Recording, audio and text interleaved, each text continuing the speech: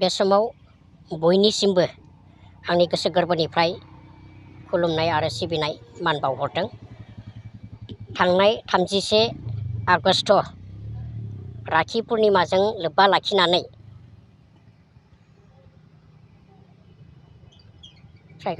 मिनारि संकस खेराइसालियाव जि फुजा फोरबो बे फुजा फोरबो फालिनाय समाव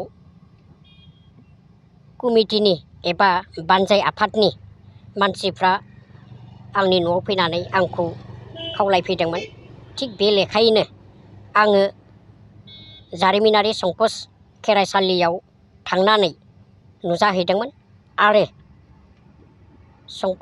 जारिमिनारि संकस खेराइसालिनि जि बानजाय आफादनि जि सुबुंफोर बिथांमोननि थिननाय बायदि बा बिथांमोननि बायदियैनो मोनफ्रोमबो थानसालियाव आङो फुजा बिबार बायदि बायदि बावनायनि गेजेरजों खुलुमदों सिबिदोंमोन।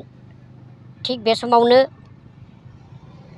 दौदिनिया क्रिया जाखाङो आरो क्रिया जाखांनायनि गेजेरजों बर'फोरनि थांना थानायनि सोमोन्दै बर'फोरनि जौगानायनि सोमोन्दै बर' हारिया अरायबो खौसेथिनि गेजेरजों हान्थिलांनांगौनि सोमोन्दै आरोबाव बे समाव बायदि बायदि रावजों बिथाङा जोंखौ सुबुरुन होलांदोंमोन। फुजा जोबखांनायनि उनावनो जि मिडिया पार्सन एबा खौरांगिरिया आंखौ सोंदोंमोन जे नोंथाङा बे जायगायाव बा जारिमिनारि संकस खेराइसालियाव फैनानै माबायदि मोनदों आरो नोंथांजों इसोरफ्रा बा आत्माफ्रा मा मा सावरायलांखो होननानै आंनाव सोंदोंमोन। बेबायदियैनो बै सोंनाय बायदि जि क्रिया जाखांनायनि जि राव जि बोसोन बेखौ आङो मिडियानि सिगाङाव फोरमायनाय जादोंमोन आरो बुंथिनाय जादोंमोन। बे बुंथिनायावनो आंहा जुदि माबाफोर गोरोन्थि जाबाय बायबायब्ला निमाहा मोनगोनखौ आं मिजिंथिदों आरो निमाहा होगोन होननानै आं निमाहा बिनायबो जाबाय। खर' गंग्लायै निमाहा बिबाय बयनिसिमबो। स्पेसियेलि आदा बड'फा उपेन्द्रनाथ ब्रह्मखौ लानानै कन्ट्रभार्सिया जाबाय थादों। आदा होननांगौ होननाय सोदोब बे सोदोबा फैबाय थादों। बे समाव नोंथाङा मा फोरमायो? जिहेतु नोंथाङा गोलाव बोसोर एबसुनि कर्मिमोन, बेखौ लानानै मा खेंफोरथि होनो सानो आदा? एक्सुवेलि बेवहाय आंनि राव नङा, बे जाबाय क्रिया जाखांग्रानि रावमोन।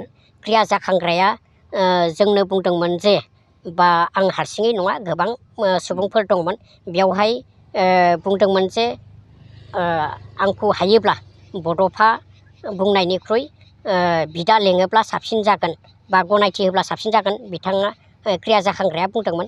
आरो बे क्रिया जाखांग्रानि रावखौनो मिडिया एबा खौरांगिरिया सोंनाय बायदि आं फोरमायथि बा खेंफोरथि बा बुंफोरथिदोंमोन। बेवहाय आं बेखौनो बुंगोन जे बड'फा उपेन्द्रनाथ ब्रह्म, बे बड'फा उपेन्द्रनाथ ब्रह्मनि थांखि आरो नोजोरखौ लानानै जों अरायबो सिगाङाव दोननानैनो बायदि बायदि खामानि मावबोबाय थादों। बिदिन्थि महरै जि बड'फा ट्रास्ट, बे ट्रास्टनि गेजेरजों बर' सोलोंसालिफोरखौ बर' बिजोंजों फोरोंनायनि जेरावबो जेरैबो गायसननाय जादों। लोगोसे बड'फा फायखि बान्था होनानै बुहुमाव बड'फानि मुंखौ गायसननो थाखाय जेरावबो जेरैबो गेदेर गेदेर सुबुंफोरनो मान बान्था बावबोबाय थानाय जादों। दिनैसिम जानो हागौ 17 बोसोर जाबाय बे फायखि बान्था होनाया।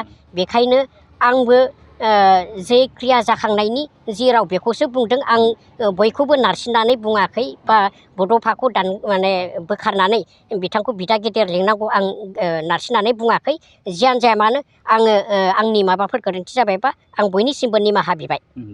थाखो जिसेआव मुं थिसननो हांखुर जानाय फरायसाफोरनि थाखाय मोनसे गोनां फोसावथाय। रौता नर्थ इस्ट पाब्लिक फरायसालिया नोंथांमोननो मोनसे गोजोनथाव खौरां लाबोदों। CBSE जों गनायथि मोननाय रौतानि मुंदांखा नर्थ इस्ट पाब्लिक स्कुलाव दायो थाखो जिसेनि मुं थिसननाया सोलिगासिनो। साइन्स आरो आर्ट्स मोन्नैबो स्ट्रिमनि थाखाय रौतानि नर्थ इस्ट पाब्लिक स्कुलाव मुं थिसननाया सोलिगासिनो। बे फरायसालियाव थाखोनि फराफारि आयदा फोरोंथायजों लोगोसेयैनो JEE NEET CUET engineering medical entrance आनजादनि थाखाय उफ्रा फोरोंथायबो होनाय जायो। बे फरायसालियाव बिजाब बाख्रि फरायसाफोरनि थाखाय हस्टेल आरो गेलेनाय मोसानाय बायदि बायदि केरिकुलार एक्टिभिटिसनि सुबिदा दं गोसो गुदुं फरायसाफोरा दिनैनो दानो नैबे मबाइल नम्बर 8638605769 नङाब्ला 9435184298 आव थोंजों सोलोंनो हागोन